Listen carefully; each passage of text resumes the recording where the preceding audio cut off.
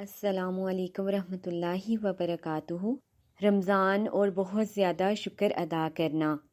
اللہ تبارک و تعالیٰ نے فرمایا، پس تم مجھے یاد کرو، میں تمہیں یاد کروں گا، اور تم میرا شکر ادا کیا کرو اور میری ناشکری نہ کیا کرو۔ اب دیکھیں کہ جیسے ہی شکر کا لفظ آتا ہے تو انسان کے ذہن میں تمام نعمتیں آ جاتی ہیں، لیکن زیادہ تر کون سی نعمتیں ذہن میں آتی ہیں؟ جو کہ ظاہری نعمتیں ہیں، جیسے کہ کسی کے پاس اچھی صحت ہے، اچھا مال ہے، اچھی نوکری ہے، اچھی گاڑی ہے، یا بینک بیلنس جو بھی ہے اس پر وہ اللہ کا شکر ادا کرتا ہے۔ یہ بنیادی نعمتیں ہیں جو کہ اللہ تعالیٰ نے اس کو دی ہیں، جس پر وہ راضی رہتا ہے۔ لیکن اصل میں شکر کس چیز پر ہم نے ادا کرنا ہے؟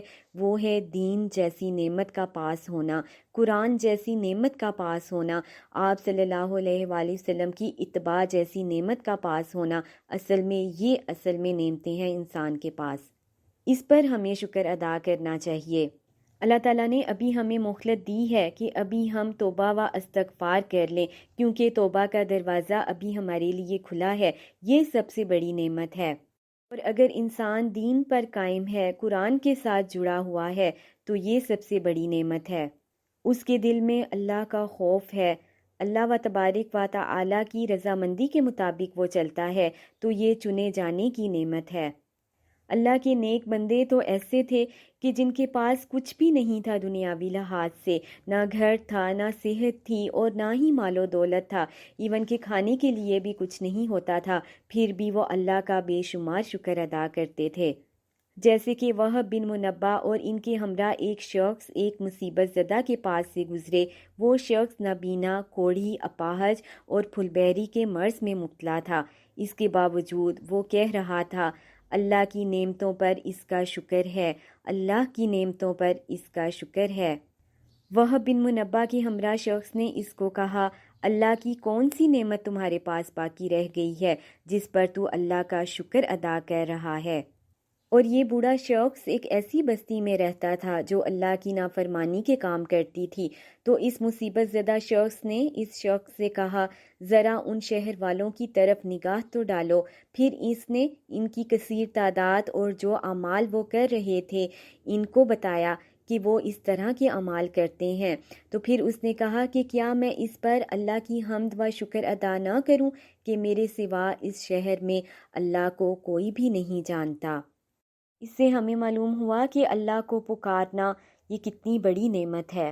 اگر انسان کا ایمان قائم ہے تو یہ اس کی سب سے بڑی نعمت ہے، جس پر کہ وہ بوڑھا شخص اللہ کا شکر ادا کر رہا ہے۔ اب دیکھیں کہ اللہ تعالیٰ نے انسان کو کتنی ہی نعمتوں سے نوازا ہے، لیکن انسان شکر اس لیے نہیں ادا کر پاتا کیونکہ وہ دوسروں کو دی گئی نعمتوں کو ہی دیکھتا رہتا ہے۔ لہٰذا ہمیں ہر حال میں اللہ کا شکر ادا کرنا ہے اور ہر حال میں الحمدللہ رب العالمین کہنا ہے، کیونکہ مختلف احادیث سے ہمیں معلوم ہوتا ہے کہ شکر سے نعمت کی حفاظت ہوتی ہے۔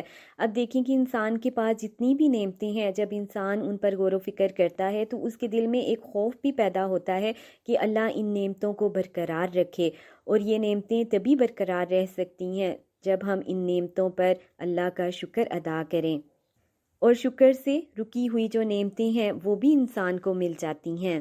اور شکر ادا کرنے سے لاشعوری طور پر اللہ نے جو نعمتیں عطا کی ہوئی ہیں جن کا کہ انسان کو احساس نہیں ہوتا، ان لاشعوری نعمتوں کا بھی احساس ہونے لگ جاتا ہے۔ اب دیکھیں کہ قرآن پاک میں حضرت نوح علیہ السلام کے متعلق کہا گیا کہ وہ اللہ کا شکر گزار بندہ تھا۔ اب دیکھیں کہ کیا ان میں خاص بات تھی کہ اللہ تعالیٰ نے قرآن پاک میں ان کو کہا کہ یہ شکر گزار بندہ ہے۔ کہا جاتا ہے کہ وہ جو کچھ بھی کھاتے اس پر اللہ کی حمد کرتے، جو بھی پیتے اس پر اللہ کی حمد کرتے، اور جو بھی کوئی چیز پکڑتے اس پر اللہ کی حمد کرتے۔ تو اللہ نے ان کی تعریف کرتے ہوئے فرمایا کہ وہ ایک شکر گزار بندہ تھا۔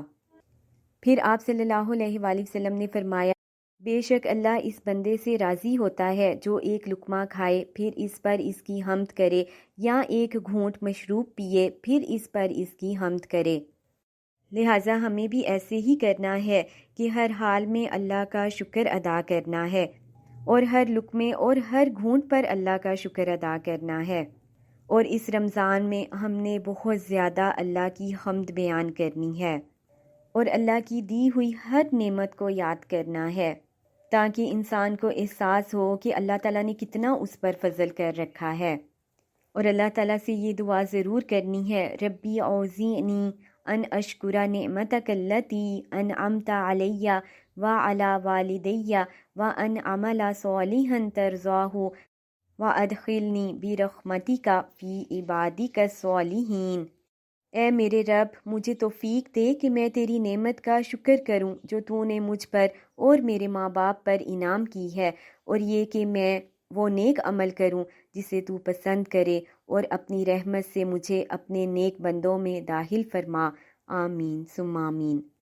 اب ہم نے روزے کی حالت میں ہر وقت اللہ کا شکر ادا کرنا ہے کہ اللہ کا لاکھ دفعہ شکر کہ اس نے یہ رمضان جیسا مہینہ ہمیں عطا فرمایا کہ آج ہم پھر ایک دفعہ سے روزے سے ہیں۔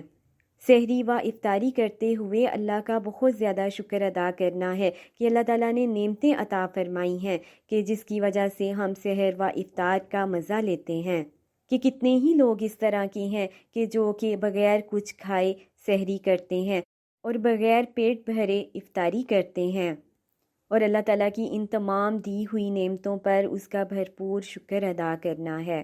ربنا تقبل منا انک انت السمیع العلیم۔ السلام علیکم ورحمۃ اللہ وبرکاتہ۔